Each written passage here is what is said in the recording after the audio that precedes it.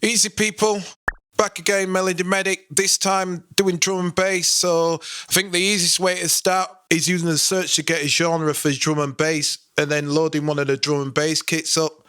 Not overthinking it, just going, yeah, I think this one works for me. So I'm going to load that up. And then the other thing, what I've said and I still believe in, is you don't have to do things all at one go and you don't have to do things all at speed. So what am I doing here? I'm going to do a drum and bass pattern, but I'm going to do it slow. And then as soon as I know what it is, I'll speed it up. Mostly likely, if you're a fan of drum and bass, you'll notice that a lot of modern stuff now doesn't necessarily use amen brother break. They use kind of like drum patterns what are similar to funky drummer and the amen brother break combined together, really. I'm going to just assume that everybody knows what the amen brother break is and knows what the funky drummer is. Shout out R.I.P. Clive Stubberfield. Well, he passed away a few years ago. So this is what I'm doing. I'm putting together a drum pattern. What I like to do as well is I use the arpeggiator to do sometimes to give me little like ghost notes and stuff like that. So I've got a rough idea of how this is going to go, and I'm trying to find some other sounds, because what I notice is if you have little what are called ghost notes, so like on the snare, it's when you're hitting something light and quiet, so it kind of makes the sound bounce around. Well, that rhymed, but I mean it makes the drum pattern like have a bit more life to it than just kick and snare and hi-hat.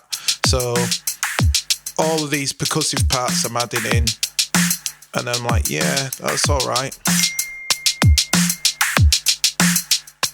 I'm still not quite sure, but a lot of times I'll kind of imagine what I think it's going to be when I speed it up. So, and then I'm going to speed it up now. This is the speed of a lot of drum and bass. I went on UKF just to check for 5 minutes, because I'll be honest, the last time I did any drum and bass, Shy Effects had just released his first single, so I showed my age there. So that's too busy, so I'm going to kill some of this because it's way too busy. Okay, that kind of has that vibe. I think it needs a bit more. That's it. Okay, that kind of feels right to me. Yeah. So the next thing I'm going to do is add in some bass, because it's drum and bass in it. So depending if you've got headphones on here or if you've got decent speakers, you may not really hear this bass, depending on, like I say, your speakers. But I'm just kind of finding something I can work with, and then I'm going to change it later as I do. So what I'm doing is I'm just choosing a key. It's random. I'm going to just do something flat. As I always do, I always go for minors. I'm not making pop hits here, so everything's always minors for me. And I initially was going to do the chords. So say, yeah, all right. Then again, the chords progression, what I'm choosing is ballad. The reason why I chose ballad is because it sounded good, so it doesn't really matter. A name by anything else is just a name. So let me find some chords. I was going to do bass, but I think I'm going to do the chords. And the reason why I'd say do the chords is it's easier to find bass lines to chords than it is to find chords to bass lines. And like I say, and I've said this again and again, if you don't know music theory, and if you know music theory and you know about chords and that, then it doesn't matter. But for plebs like me and anybody else like me who kind of worked out the CNF last week, then I would say always go for finding the chords, because you'll find it easier to find basses to go with chords than you'll find chords to go with basses. So what I'm doing is, again, something I analysed when I listened to a bit of that UKF stuff, a build. So I'm gonna try and do like a building chord. So it's a bit more like ravey, kind of uplifting. Because the idea is, so it's kind of going high and floaty. And kind of, yeah! Shout out to blah blah blah! Hands in the air, this one's a big one! And all that kind of stuff. So, I got my chords here. Like I said, I use the progression. All of the stuff you're hearing here is entirely Akai Force. There's nothing from outside the Akai Force that I'm using here. Most of the stuff's hype. I think I use some Tube Synth, I'm not quite sure, but shout out to Tube Synth anyway, it's a really good plugin. So now I've got all my chords there. I'm gonna go find the bass. Normally I would have done the bass with a scale, but because I was humming something in my head, and one of the notes wasn't in that scale of minor, and I didn't want to start messing about looking at different ones, like, I don't know, pentatonic and Lydian and blah blah blah. So I got it da da da da da da da da.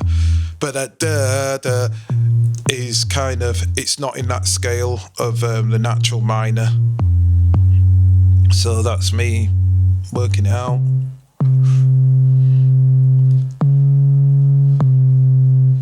And again, like I said before, if I was playing something and it was really difficult, I would play at 175 BPM. Why am I making life hard for myself? Never make life hard for yourself. Life's already hard. Make life easy for yourself.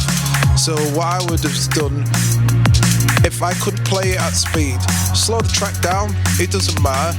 In fact, because there's no samples in there, I don't have to warp anything, so it's even easier. So I've got my bass, but you see,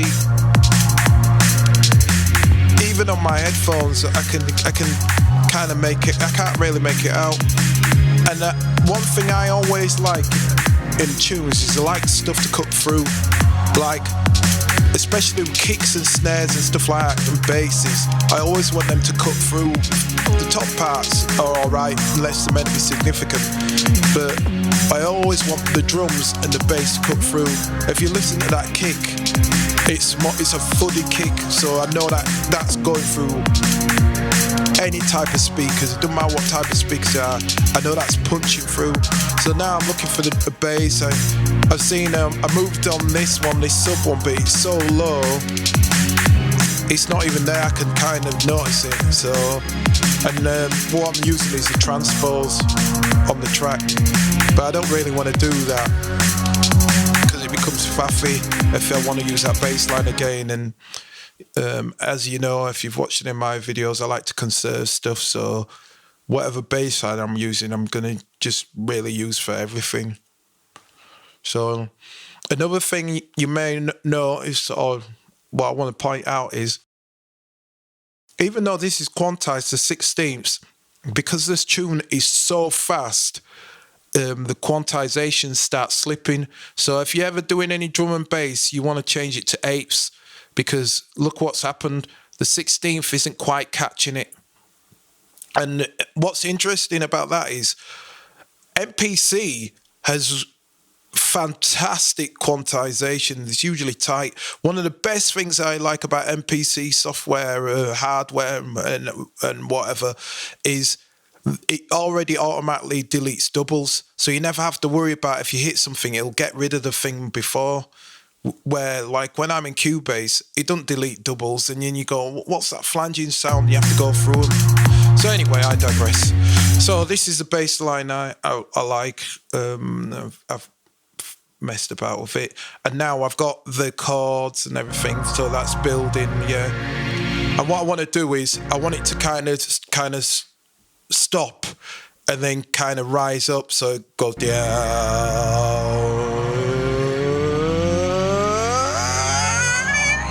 kind of thing. So what I'm going to do is I'm just going to take that first chord and let that first chord drone on there. What I thought while I was doing this was I was going to just have that chord and then have that chord pitch bend up. But as you know, if you've watched any of my videos, I try to do things fast and keep them really short. So I don't really get into sprinkles and fancy things. I try to get the cake, try to get all the pieces together, the recipe, and then I might put a bit of icing on it. Do you know what I mean? But the decorating I'll leave later because you want to know what the cake is and the ingredients so you can make your own cakes. See, me and my analogies, I'm all over the place. So anyway, I'm going to choose a plugin. I'm not going to use that plugin yet, and I'm going to show you why I did that in a minute. So I'm going to do the build-up. So this is my build-up. And how am I doing that? I'm going to use note repeating arpeggiator. So, and this is a good way of building up like fills. And also, I should say at this time, while it's in my mind, if you're ever not good at doing fills, use the arpeggiator, keep it on the main arpeggiator and just press a load of buttons at once. And what's it going to do? It's going to arpeggiate through them things. So you'll if you do it on toms, it'll go do. It'll do whatever. So always remember, you can always use the arpeggiator to build stuff. So that's me. So what I'm doing is, I know how I want it to build up. I want it to go deck.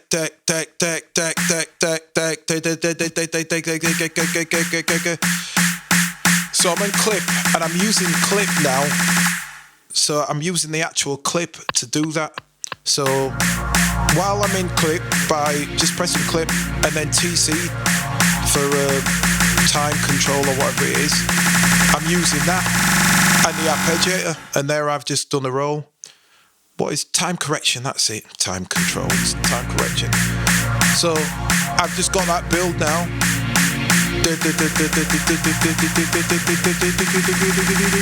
And I could have had triplets in there. If I wanted to do it with triplets, instead of having to press T, if you go knobs and then you have it on screen and you're in Matrix, you can use the knob. So you can use the knob to do the same thing that I did. But because I didn't want triplets in, I didn't want it to sweep through triplets, I did it with time correction. So I'm just going to clear that up because the idea of what I wanted is it to do that and then the snare to come in. Oh, hello, missed a bit. This takes a little bit getting used to this tapping the screen, but it does work.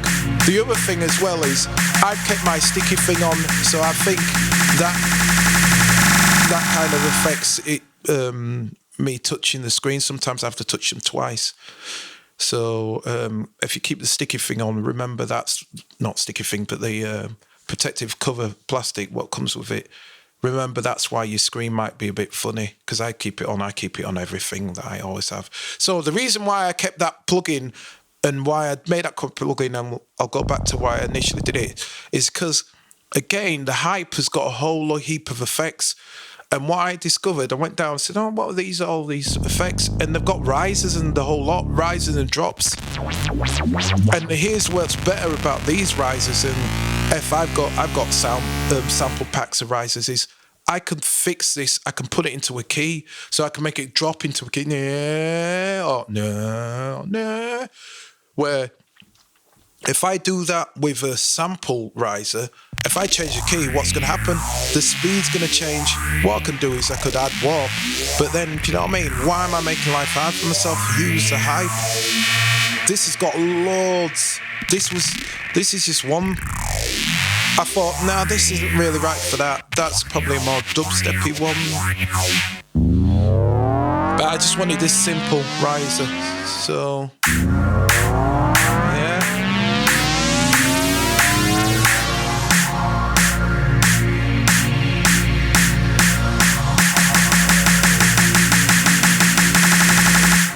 Yeah. That works for me.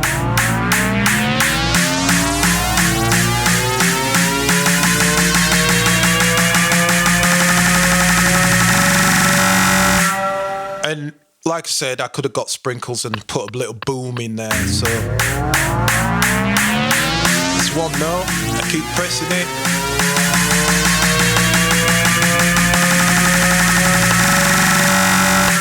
Funny enough, a bit of trivia here. One of them riser things, I think it's called a shepherd tone, where after a point it doesn't get any higher, but it just seems like it's getting higher. Not that you needed to know that, but I'm waffling. So there, I've got my riser, I've got my build there. So now I'm back into the tune. So this is going to be the main part of this tune. So after it does the rise, it's going to come into a drop. So let's see. So again, we'll go to the bass. And because I thought, yeah, I'll do the chords, but here's, like I said, nothing's a hard and fast rule. I started thinking, right, I'll get chords in here, but I kind of had a bass line idea, I wasn't quite sure, so I said, let me get some chords in there. Because that's what I'm thinking, it rise up and then goes into kind of a ravey kind of thing. So, yeah, again, you have to sometimes check stuff in context, because I might hum something in my head and I'm like, yeah, I don't quite sure if that's going to work. So I went, yeah. So it's building.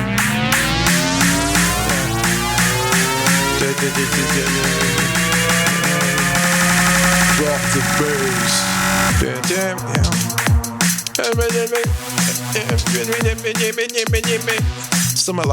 Something like that. Yeah. But yeah. See, I had an idea, kind of make it like reggae bassy kind of. So it's like all floating, then it just goes heavy.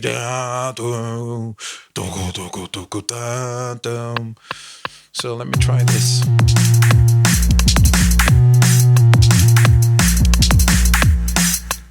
Right.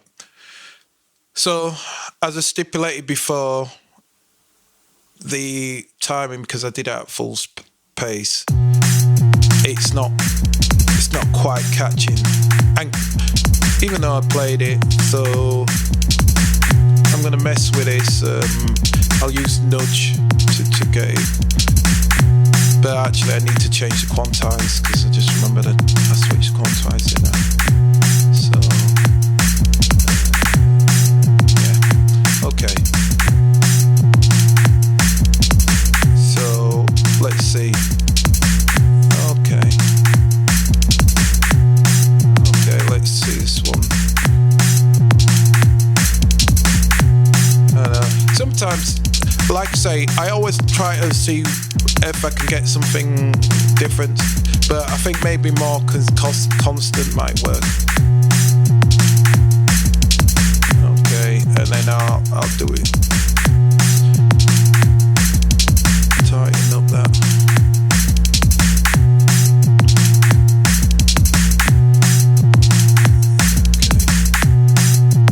Okay.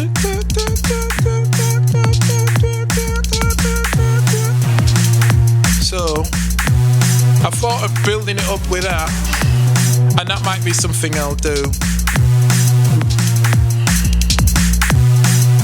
Was thinking, yeah. But again, here I am again with me monsters and dragons and that lot, always sinister. So I'm like, no, let me try and find some chords.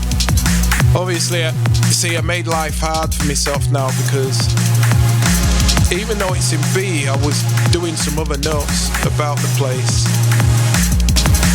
So I'm trying to see, is there anything that seems alright? But then I started to think, if I do that, I'm going to have to play another chord in and do another chord. And I'm like, no, I want to keep it tough. Because if I go all musical, yeah, I had the light on here. So I couldn't really see. I should have turned the light down there. Okay. So I'm thinking, but I'm saying to myself, this is taking too long, because I want to do all of this in real time. So the only parts I've kind of chopped out is if I just stared at it for too long. So I'm thinking, let me keep this hard, and I'm back to the arpeggiator again. So it'll help if I turn the arpeggiator on. Okay. So I think that's it, something hard. And because the arpeggiator can cut notes better than I can stop pressing. So that's it, yeah. So, okay. Yeah. So, now, that is an idea why I have an up, just for a change. But yeah, but then, I don't know why it did that. Hell knows why. It's not doing that right, and I've got no idea why. So a bug report, like, for that, because that shouldn't do that. So what I had to do is I had to do two things. I had to redo that by creating a clip. I knew how long the clip was going to be. It was 8, and then I put it into clip mode. So I created a clip of 8 length. And then I used the arpeggiator then, but I had it when it was in clip mode so I could see if it was going to miss the notes, and it didn't. It didn't. But there's a bug there, so keep that in mind. The other thing, what happened as well, I'll explain that when I get to there. So I got my chords. So that's what I had. I knocked the lead out, so I'm going to have to kind of talk you through these parts because the lead came out and the sound came out. So there's a bit of stuff that I built on here. I don't know what happened. The lead came out and I was on the phone, so you just heard me waffling. So what I'm explaining now is I moved the riff. I doubled it. I doubled the length of it, and I moved some of the notes down. And how I did that is by selecting them and then going with transpose and not nudge, transpose. So I transposed that bass line, and then I doubled it, and then I just moved I did a duplicate on the end, and then transposed the note down. So all of this is out of that bass line. All I've just done is transposed them using the data dial. So I didn't play anything in. I've just kind of moved the notes about because it seemed to be a bit boring. Then I got another sound, and I used the arpeggiator, but look, it's missing them notes. I don't mind it on that one because it seemed to work, but it shouldn't do that. That is a bug. So how I created that is arpeggiator. Just got a hype sound that I liked. Where's the note? It's that one. And then again, I just put it down. And that was it. So, this was made from that first drum and bass kit. I got one of these sounds. Where is it? That one. I got that sound, and I did the key group shortcut where you press Shift, Edit, and press that, and it creates a key group. So, Shift, Edit, and then you press that, and you get a key group. And then what I did is I played the melody on that. As I've told you before, you can set the key.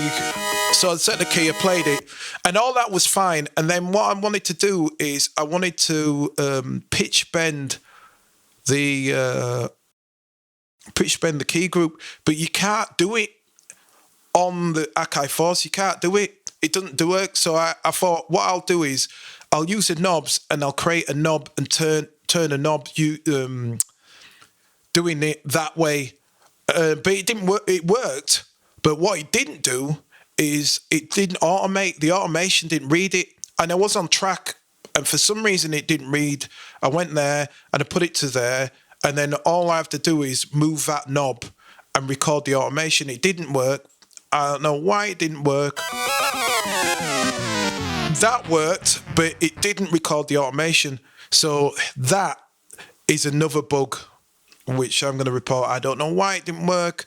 So what I decided is, again, life's too short. You've got to get busy instead of getting mad. So there's always a way around it. So what did I do? I recorded the bits, and then I just did it live. So I recorded the pattern what I played, and then recorded that sweeping down the pitch bend live in Looper, and this is the result. So that's what I played, and then I just did the pitch bend. And the other thing about that is I could add that into a drum group and have a load of them, so I could make the whole thing a drum group for the live use or for arrangement, as I've shown before. So the last piece was a piano. I added a piano in on that riser, so initially it could do the strings and then build up and have a little da da da da da before it does the drop. And yeah, and that was just that was in the scale. I can't remember. Do you know what I mean? I did it. I went da da da, and then yeah, you get the idea. There's one more thing just before I play you and show you the end result. I went to Knobs and I created a project on the master so that I had that. Was it that stutter effect thing? I can't remember. The XY effect, yeah. And I got the XY effect and I put it on the knobs so that when I use the knobs, I can use the XY effect instead of using a touch, because I actually prefer that. That touch thing, it's good for certain things. I don't think it's that good for that XY effect because it jumps through the triplets and it jumps through other things. Yeah, I prefer a bit more control. So what I've done is I've put a low pass cut on the master as well, and I had that. So this is the tune. So that's that low pass, high pass. You know what I mean? I've turned off the bass, and then that, as you can see. I hope that you understand when I'm explaining things. I try to explain it and I mumble a bit. So here's the build. Watch for the right people. All crew, north, south, east and west. We know how to do it best. Are you ready? Drop it.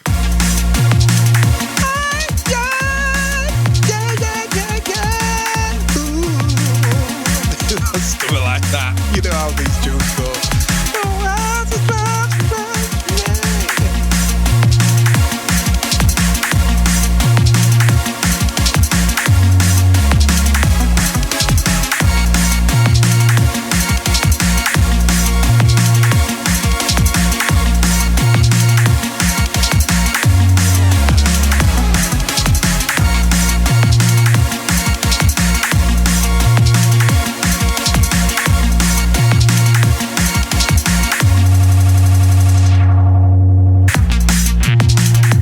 So there was one thing that I totally forgot was that sound. I got a sound from the sample from the drum kit, and there was a bass on the drum kit, and I just used that. So it's there, and then I've just added a whole heap of effects. I got a difference delay, filter gate. I just went to town with it. Just added things until it sounded like something I thought, that's interesting. And that's that effect.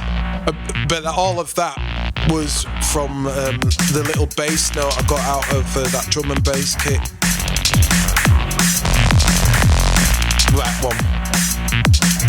And then I just try and imagine it in a club. Yes, people, blah, blah, all crew, hold tight, blah, blah, blah. Yeah, so yeah. Is there anything else I've forgotten? No, I think that's about the size of it. So, again, to repeat, all of this is a hype.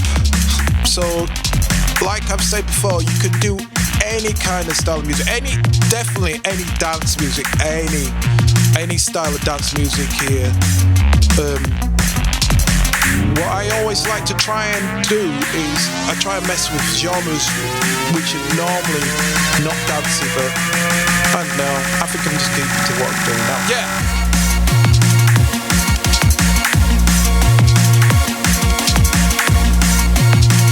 So, don't forget, like I say, like and subscribe. Do you know what I mean?